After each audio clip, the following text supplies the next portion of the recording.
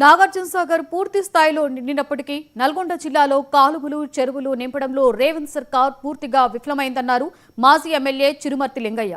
ఏపీకి గత 5 నెలలుగా నీరు విడుదలవుతున్న మంత్రులు కోమటిరెడ్డి, ఉత్తమ్ కుమార్లకు సోయ లేకుండా ఉన్నారని విమర్శించారు. సాగర్ ఆయకట్టు కింద కాలువలు ఎందుకు నింపలేదని ప్రశ్నించారు. ఈ ప్రాంత రైతుల పట్ల చిత్తశుద్ధి లేకుండా వ్యవహరిస్తున్న కారణంగా రైతాంగం తీవ్రంగా నష్టపోతుందని ఆయన ఆవేదన వ్యక్తం చేశారు. సోమవారం రోజున గ్రీవెన్స్ డే సందర్భంగా నకరికల్ ప్రాంత రైతులతో జిల్లా కలెక్టర్ను కలిసి వెంటనే చెరువులు నింపి వ్యవసాయాన్ని కాపాడాలని కోరుతూ వినతి పత్రం అందజేశారు. పోయినసారి 4 మోటార్లు ఉంటే 4 మోటార్లో 3 మోటార్లు రన్ చేసే తప్పితే ఒక మోటార్ బంద్ పెట్టి కూర్చున్నారు.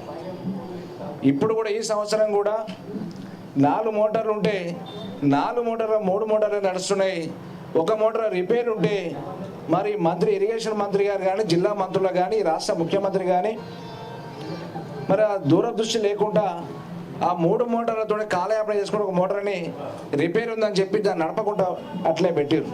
రిపేరే ఉంటే మరి వర్షాకాలం వస్తుంది, పైనుంచి నీళ్ళు వస్తే మరి దిగువ ప్రాంతానికి నల్గొండ జిల్లాకి మరి అన్ని చెరువులు నింపుకోవాలి, డ్రింకింగ్ వాటర్ వాడుకోవాలనే సోయి ఉంటే మోటార్ రిపేర్ చేసేవాళ్ళు. కానీ వాళ్ళకు రైతుల మీద శుద్ధశుద్ధి లేదు, పట్టించుకున్న పాపాన పోలే ముఖ్యమంత్రి కానీ ఈ మంత్రి కానీ. ఆ 3 మోటార్లో కూడా ఒక మోటార్ ఎప్పుడు ట్రబుల్ వేస్తుంది, 2 మోటార్లు నడుస్తున్నాయి. అక్కడి నుంచి గుర్రంపూడి కానీ పిఏపల్లి కానీ కింద పై భాగానే దాదాపు 1200 క్యూసెక్ల వాటర్ వస్తుంటే పై భాగాన్ని సగం ఆడుకుంటాం. పానగాలకు 1.5 వాటరు పానగాలకు వస్తుంది.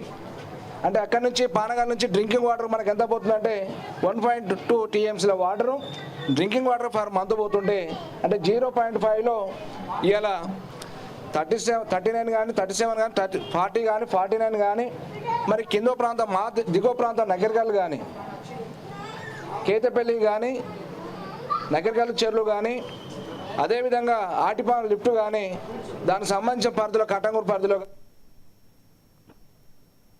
అనంతపురం జిల్లా